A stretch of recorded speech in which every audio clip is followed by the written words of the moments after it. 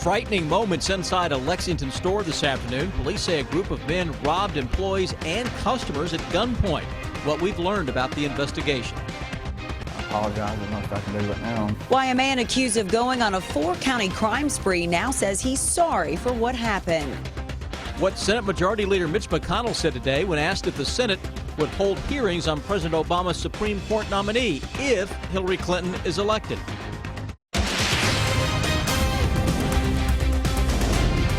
This is WKYT News at 11.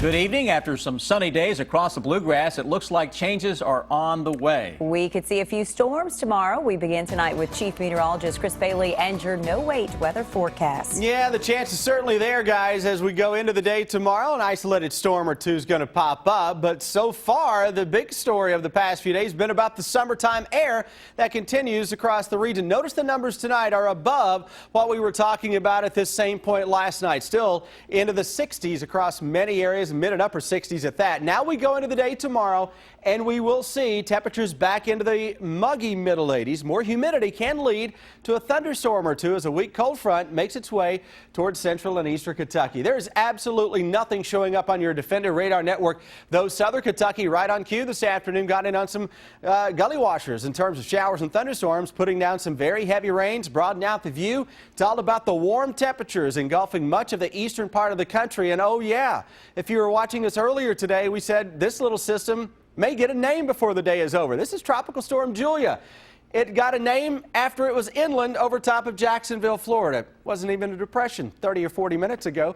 We have a cold front to our west. That front blows in here for the day tomorrow with some scattered thunderstorms. But guys, when I come back at 11:13, I'll show you how we ramp up the rain chances the closer we get to the weekend.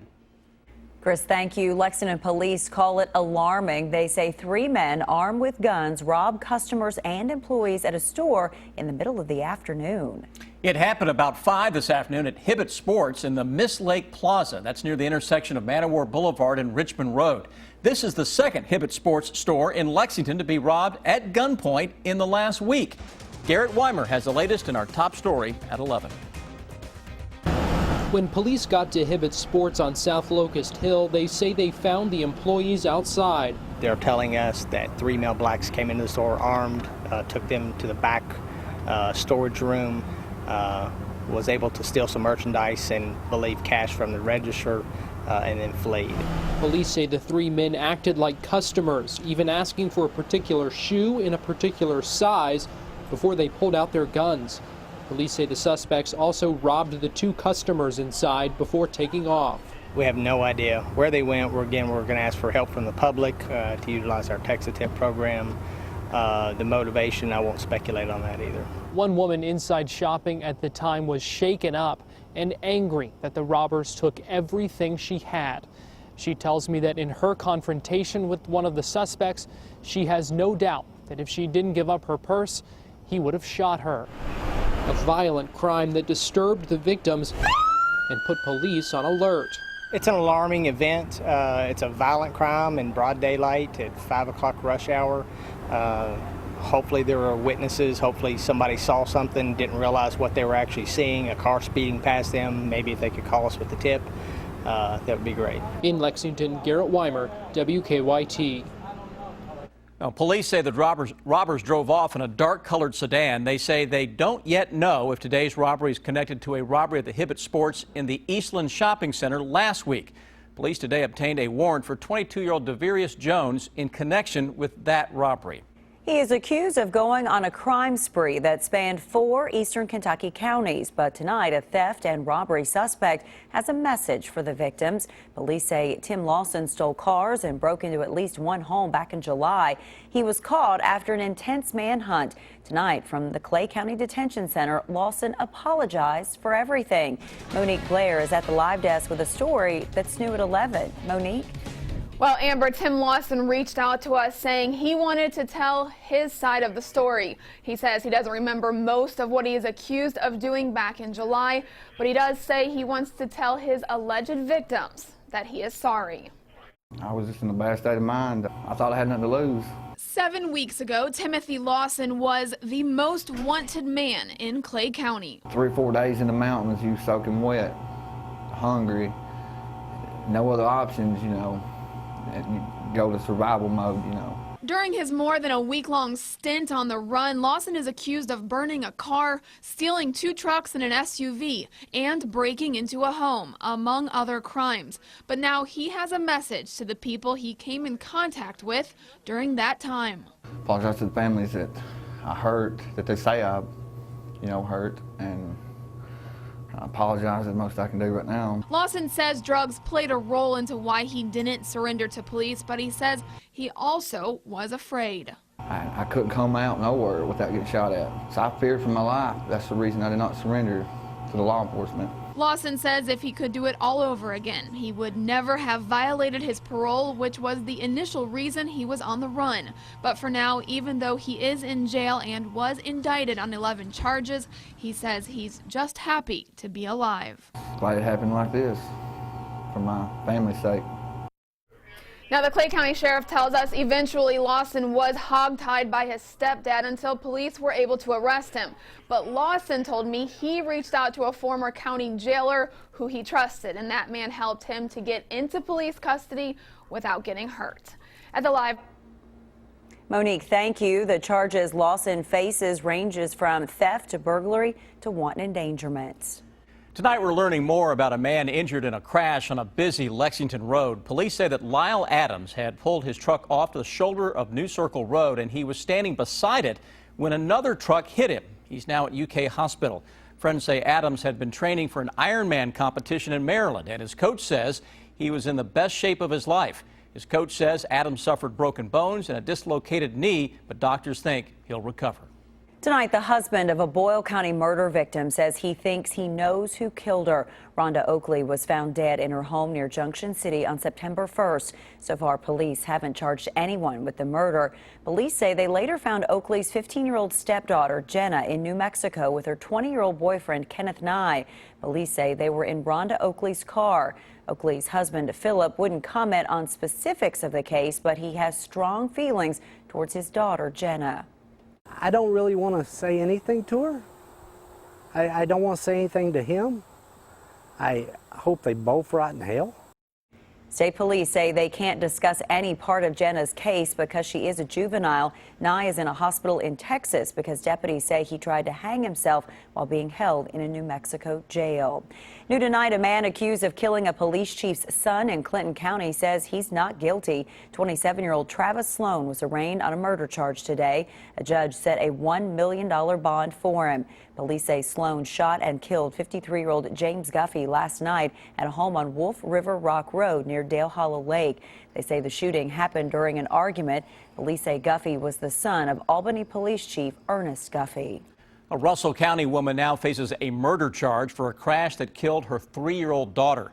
Police arrested 27-year-old Jessica Warner after she was released from the hospital. Investigators say she used meth before the crash Saturday near Russell Springs. They say Warner's car ran through an intersection and a truck T-boned it. Police say her daughter, Chloe Fortenberry, was injured and later died at the hospital. Chloe's father says Warner had taken the girl with her to run an errand. Done things in the past, but to my knowledge, she wasn't on anything when she left.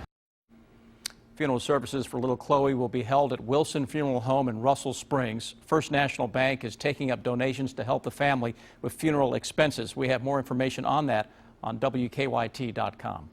The family of a pregnant woman killed in a Lexington shooting is again asking for your help finding those responsible. Both 22-year-old Mariah Coleman and her unborn baby died in the shooting last Wednesday night on Winburn Drive. So far, police have not made any arrests in the case. Coleman's family has now set up a tip line for people to call with information about the shooting. We know there's still a murderer out there, so no one should feel comfortable. Everybody should be uncomfortable right now until this murderer is found. Lexington police say they have no connection to the family's tip line. They're still asking people with information about the murder to call them.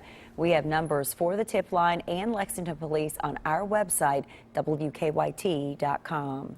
Senate Republican leaders are saying again tonight that they will not consider President Obama's nominee for the U.S. Supreme Court.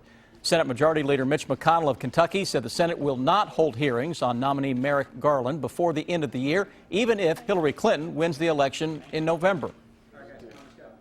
Let me say once again, first of all, I don't expect Hillary Clinton to be elected. And second, we've already made it very clear that a nomination for the Supreme Court by this president will not be filled this year. The Supreme Court has been down to 8 justices since Antonin Scalia died last February.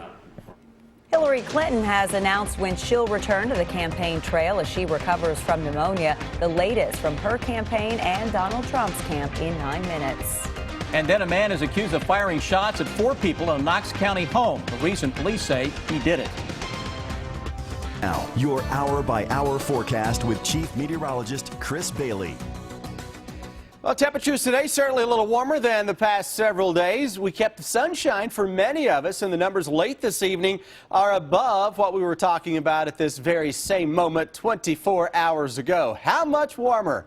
I'm glad I asked that question. Temperatures right now roughly 5, 6, 7 degrees warmer across the southern parts of the area. Covington, though, lone dog here, cooler than everybody else. Current readings are into the mid to upper 60s across the north. Upper 60s, still a 70 plus in the southeastern Kentucky, where we've had some clouds and earlier some showers and some thunderstorms. Defender radar network, nothing else is out there, although we've got a cold front that is off to our west, and that's going to continue to throw a little cloud cover our way later tonight into tomorrow. Tomorrow will feature more clouds and scattered thunderstorms. Don't want you to get the idea that tomorrow is just going to rain. All right, it's not a situation where you're just going to see showers and thunderstorms one right after another sweeping through here. Scattered stuff will be noted, and a lot of you may not see a whole lot. And this is being pushed by some colder air. And you know where that cold air is heading? Not to Kentucky. It is going to stay to our west and northwest. Had to tease you a little bit. 86 for a high tomorrow, with a threat for a scattered thunderstorm as the day goes on. It's more muggy. And at any point tomorrow, the skies can open up with a quick-hitting shower or a thunderstorm, but a lot of dry times out there tomorrow as well. This model has slowed down the progression of that front into just an isolated afternoon or evening shower or thunderstorm. And it is also now changing the tune a little bit on Thursday with a little cooler air, upper 70s, low 80s. But notice as that front now, compared to what we were looking at 6 o'clock, does not get as far to the south. So glad I kept that at least small chance in on Thursday, because we may have to add that and up at just a isolated chance on Thursday. Better chance late in the day Friday as we start to see another front swinging in here. Friday's a day that's windy, it is warm, and some scattered thunderstorms will go up into the heart of the afternoon. And then we see a slow-moving front edging in this weekend. The flow is coming out of the Gulf of Mexico. A lot of moisture with that front, so we're going to kind of siphon up that juice slowly but surely out of the Gulf and into the Bluegrass State and most of the Ohio Valley. Scattered thunderstorms are the name of the weather game as we go into our Saturday and our Sunday. That'll actually get started Friday and carry us into the weekend when the models over the next week are spitting out in some areas roughly an inch or so of rain. Not all coming at once, but again, that's a 7-day total that we are looking at. 7-day forecast with temperatures that will still be mainly above normal over the next week. Summer will not go quietly into fall. This weekend, shower thunderstorm can knock you down into the upper 70s to the low 80s during that time. Again, most numbers on that are above normal. I like the cooler temperatures, though. Yeah, upper 70s this weekend, but it may come with a little bit of a rainy price. All right, thanks, Chris. You bet. Thieves stole a lawnmower that belongs to a Lexington organization, but someone has now stepped up to help. That's in 8 minutes. Hillary Clinton announced tonight she will head back out on the campaign trail Thursday. She's been recovering from pneumonia the last few days. And tonight, Donald Trump brought one of his daughters to a campaign stop in Pennsylvania. Craig Boswell has the latest from both campaigns. Donald Trump brought his daughter Ivanka to his Pennsylvania rally to help roll out his plan to make child care more affordable. It's pro-family, it's pro-child, it's pro-worker. Trump's plan calls for 6 weeks of guaranteed maternity leave, federally financed. Trump promises the savings will come through eliminating unemployment insurance fraud. He also promised to make child care expenses tax deductible for individuals earning up to $250,000 and couples earning $500,000. Families that don't pay federal taxes will be eligible for tax credits. Our plan will bring relief to working and middle-class families. Hillary Clinton continues to recover at home from pneumonia. Her campaign says she'll take one more sick day, then return to the campaign trail on Thursday. Despite Clinton's absence, she had a heavy hitter to sing her praises. I believe there has never been a man or a woman more qualified than Hillary Clinton to serve as our president. President Obama held his first solo rally in Philadelphia, where he took aim at Trump. This is not reality TV. Democracy is not a spectator sport. You don't tweet in your vote. A new NBC News national poll shows the race is tightening. Clinton leads Trump by 4 points. Craig Boswell, CBS News, the White House. The Libertarian Party announcing tonight that its presidential candidate, Gary Johnson, will be on the ballot in all 50 states and the District of Columbia. New tonight, police have arrested a man after a shooting in Adair County. It happened around 2:30 this afternoon on Vester Road near Highway 206. Police say 33-year-old Jonathan Bryant got into an argument with 46-year-old Robbie Burton and fired shots at Burton's car. They say Burton was injured and airlifted to UK hospital. Bryant has been charged with assault and wanton endangerment. New tonight, police in Knox County have arrested a man they say fired shots at 4 people inside a home, and police say Brandon Burnett's 6-year-old daughter was standing in the front yard at the time. Investigators say Burnett told them he acted in self-defense after someone began pulling the arms off his daughter's doll. He was just proving a point. Don't mess with me, leave me alone. Police say no one was injured, but some of the shots ended up traveling throughout the house. They've charged Burnett with 4 counts of wanton endangerment. He did not want to talk from jail today. New tonight, a search is underway for a missing dog in Wolfe County. Wolfe County Search and Rescue says Max, a 2-year-old German Shepherd, got spooked, broke his leash, and ran off from his owner. It happened in the Sky Bridge area. Investigators say Max is not aggressive, but is a little skittish around adult men. We have some new information tonight about a lawnmower stolen from a Lexington nonprofit. Surveillance video showing 2 men stealing a lawnmower that belongs to the Bob Brown House. Those men have not been found. The Bob Brown House provides affordable housing to the disabled. Tonight we've learned that Wilcox Pools in Winchester has decided to donate a new lawnmower to the Bob Brown House. Good for them. Kindness overcoming. Yes, there. ma'am. I like it. Brian's up next in the 2017 UK football schedule already being released tonight. Yeah, the Cats have a front side of the schedule loaded with home games. And it's still more than a year away. And the football Cats are coming home this weekend. They need to sustain some offensive drives. It's a necessity. Sports is next.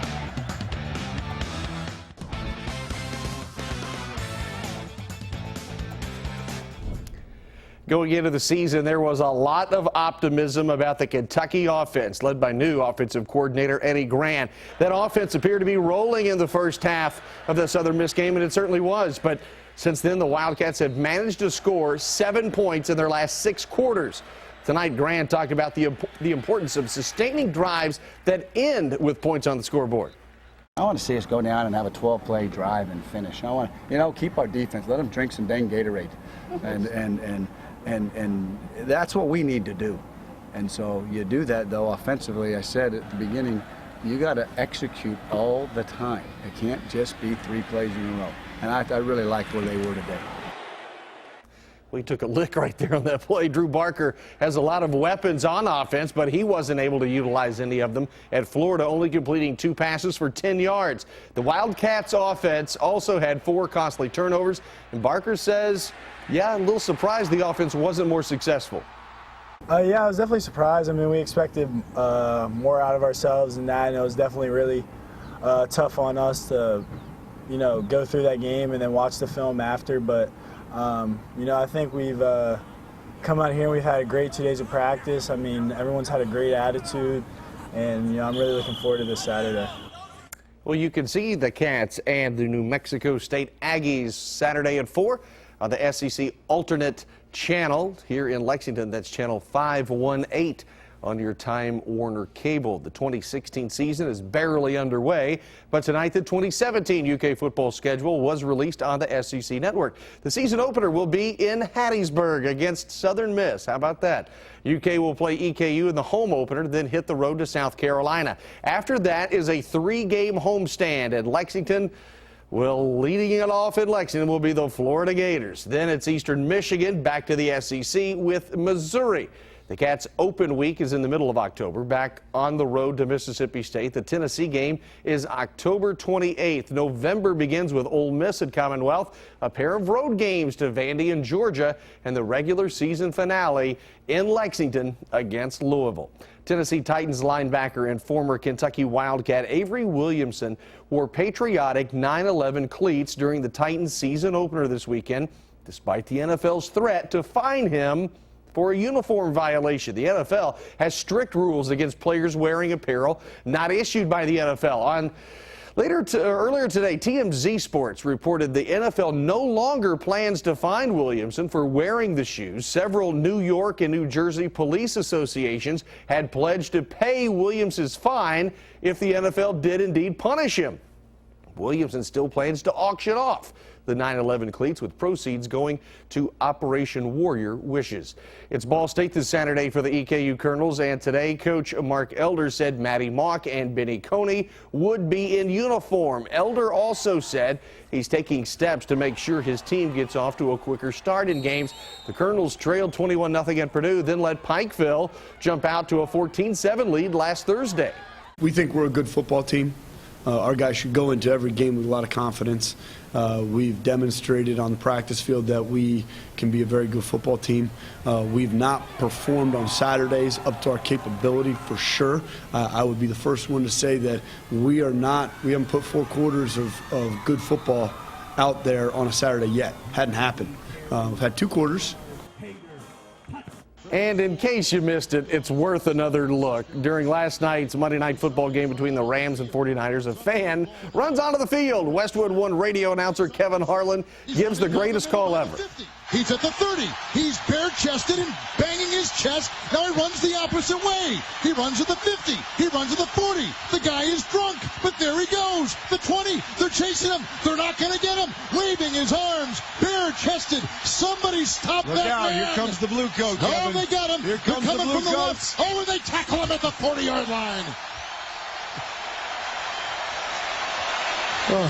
That was the most exciting thing to happen tonight. I tell you what, yeah. That's just great. That's sports. We'll be right back. Chance for storms ramping up tomorrow? Yeah, a scattered storm or two. A lot of the areas dry. Better chance coming up this weekend. Temperatures, for the most part, still above normal, though we'll drop it down a little bit this weekend, upper 70s. You ever heard a play-by-play like that for a man who was drunk? And now, Harry Carey probably could have pulled one off, but that's still the greatest ever. Thanks for watching.